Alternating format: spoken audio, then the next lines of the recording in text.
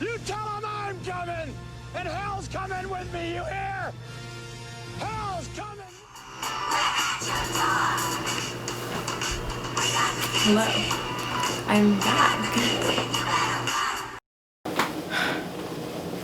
Taking into consideration what everyone had to say about my first video, I decided that in this video, I was going to talk about other people's experiences at Trinity University. To clarify, my first video was about my personal experience, and as I stated in that video, the only reason why I posted it was because I wanted people to understand that Trinity University saying Black Lives Matter stood against what they had been doing for years. Contrary to my first video, in this video I will be detailing the ways in which Trinity University has suppressed and oppressed students as well as staff members. I hope that when you watch this video, you begin to understand why we need to hold Trinity University accountable for their actions.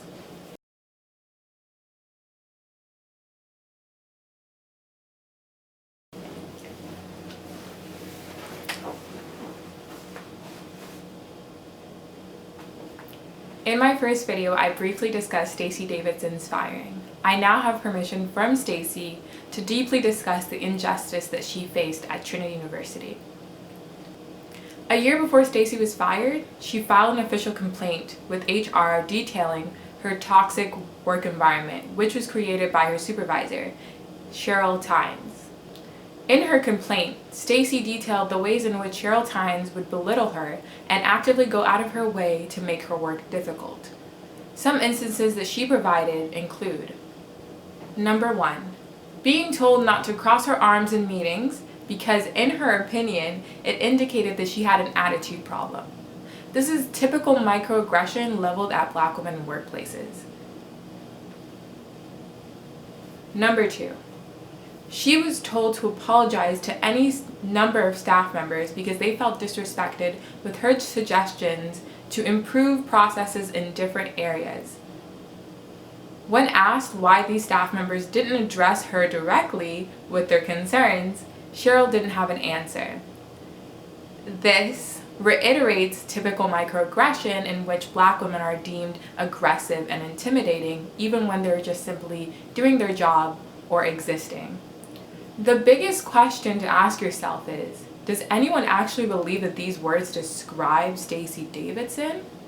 Not only is she friendly, but she goes out of her way to make people feel comfortable in every space that they are in. When Stacy refused to apologize to staff members, it showed up on her performance evaluation, even though the staff members never contacted Stacy directly, and even one of them denied that she said the things that Sheryl stated. Number 3, in a meeting with the chief of TUPD about a planned rally, Stacy had a disagreement with the chief about the Black Lives Matter movement. He stated that it was a violent organization. Stacy strongly disagreed and explained what the group was about. According to Sheryl, he complained about the conversation in an executive board meeting, and Stacy was told to meet him and apologize for having a difference of opinion. When she met with the chief, he stated that he had told Sheryl that it wasn't a big deal and it wasn't necessary for both of them to meet, but Sheryl Tynes insisted. Number 4, on her performance evaluation, Sheryl stated that Stacy's status as a single parent was impacting her ability to do her job. First, this is illegal and highly improper and categorically untrue. When Stacy asked for examples in which her parenting status affected or impacted her job, Sheryl Tynes did not have any examples to provide. Danny Anderson, upon hearing or receiving the complaint from HR, launched an internal investigation. At the end of the investigation, he determined that the main issue was not about race or anything else, but simply about communication problems. Mind you, he stated this to Stacy Davidson as she was in tears describing the painful experiences she had had due to her boss. But considering that he believed that the issue was rooted in communication problems, he talked to Sheryl Tynes and told her to provide specific and detailed assignments with deadlines for Stacy to complete, which she did over the course of her last year. This was Danny Anderson's response to a toxic work environment complaint from a Black employee about a white boss. Needless to say, this did not do anything to alleviate Stacy's toxic work environment as she described to the HR. In fact, it only added more strain to the relationship. On June 11, 2018, Stacy Davidson was fired on the basis that her performance did not improve. As an at-will employee, this is legal. However, there are 7 important things that we need to note about this situation. Number 1. Stacy was not offered a severance package when she was fired. She had to ask for one. She is the sole provider for her son and herself. Number 2. This came months after she filed a complaint with HR about her toxic work environment, specifically naming her boss as the cause. Number 3. Students, staff, and faculty were told that Stacy left on her own accord, not that she was fired by Sheryl Tynes and that Danny Anderson had approved that firing. In fact, when Stacy asked Sheryl Tynes what she would tell others, Sheryl stated that she would tell them that she left. Stacy said, "That's a lie," and Sheryl said, "I'm just trying to help you save face." Number 4. Stacy Davidson is an outspoken ally for students of all color and identities: white, Black, Asian, Latinx, queer, etc. Why was she fired? Number 5. Stacy designed the TLC from start to finish into what it is today. Before her, the TLC was in the back of the library, hidden from popular view. I didn't even know what it was until I first met Stacy. Without Stacy, the TLC would not be as visible as it is today. Yet after she was fired, they removed all credit of her name from that department, as if she didn't create it. Number 6. The invitation for Stacy's farewell celebration was sent out through an admin's private email. It has also been reported that Sheryl Tynes asked a faculty member to record the party and then let her know what happened. Sheryl Tynes, after hearing about the party, met with Ali Roman and Dr. Maisha Smith to condemn the party and their participation. In that same meeting, Sheryl Tynes told Ali Roman and Dr. Maisha Smith that Stacy had been fired because she was not doing her job. This situation and incident is detailed in Dr. Maisha Smith's letter, which is linked down below. However, it is important to note that this breaches the confidentiality contract that was signed between Stacy, Sheryl Tynes, and the school in regards to her firing.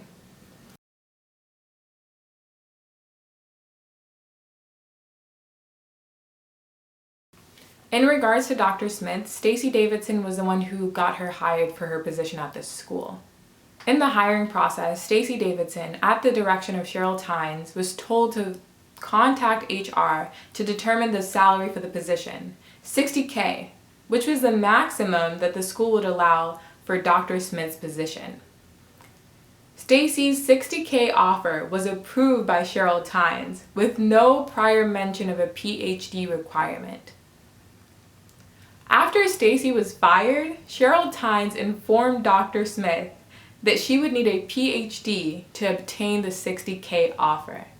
Despite Dr. Smith being qualified for the position as posted, Sheryl Tynes lowered her $60K salary to $55K. Then, after Dr. Smith obtained her PhD, she requested to have her title changed and her pay increased twice. She was denied both times. For what reason? Prior to her having her PhD was that she needed to get a PhD. After she got a PhD, she was still denied.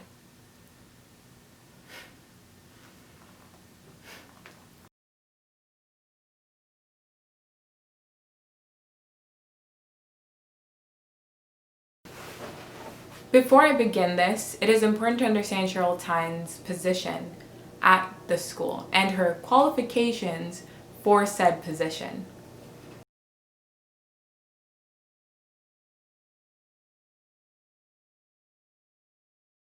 Traditionally, and at most universities, a VP of Student Affairs requires a PhD in Higher Education Administration and years of experience in student affairs roles.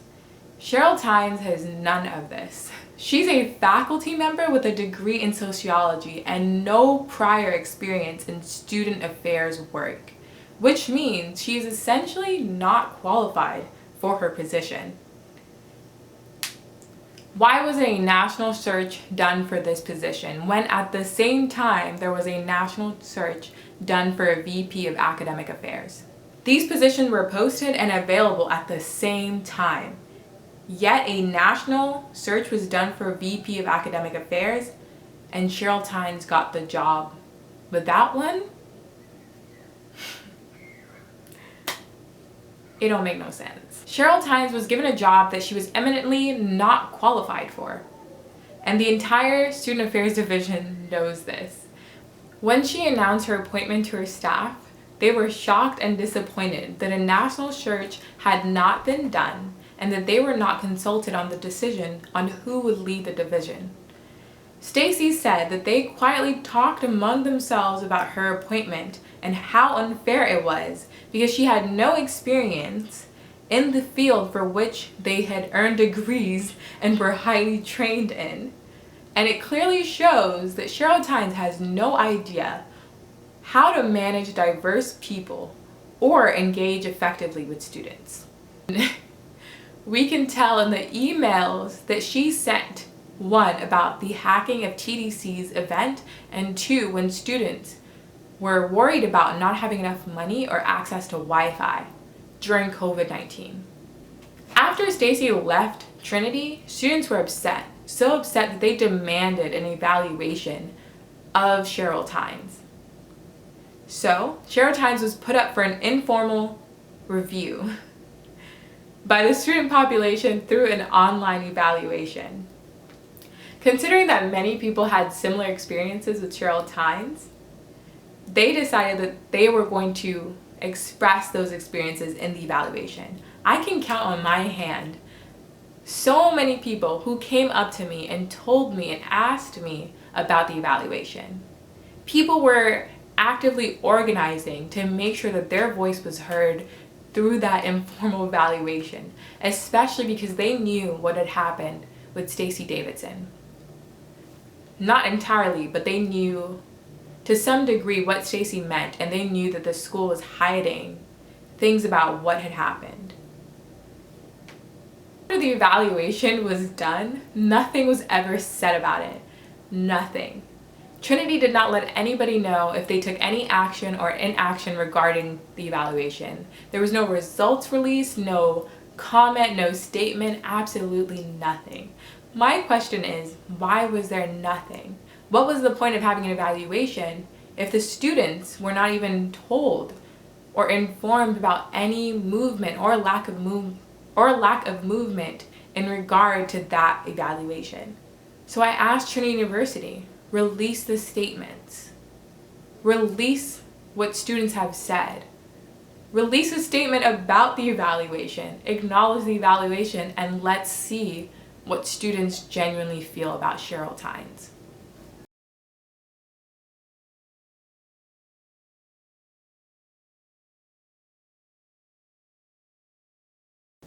In conclusion, I can understand if people want to disregard my personal experience, and that's completely fine.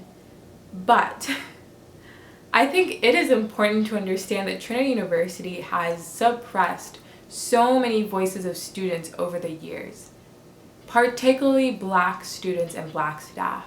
So for them to say Black Lives Matter, it is disrespectful and disregards the ways in which they have acted upon Black staff and Black students.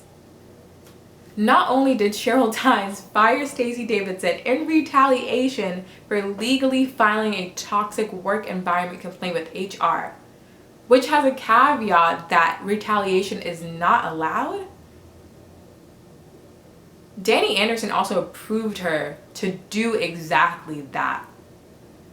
In addition, Sheryl Tynes intentionally decreased Dr. Smith's pay and then refused to pay her after she obtained her PhD. The same reason why Sheryl decreased Dr. Smith's pay. This is not about attacking Trinity University. This is about oppression in academia. This is about suppression in academia. People should be concerned about what Trinity University is doing. This is suppression of voices, the First Right Amendment to speech, the right to exist in this world. Trinity University has suppressed and oppressed students from voicing any type of experience or opinion that goes against their perceived idea about what Trinity University is.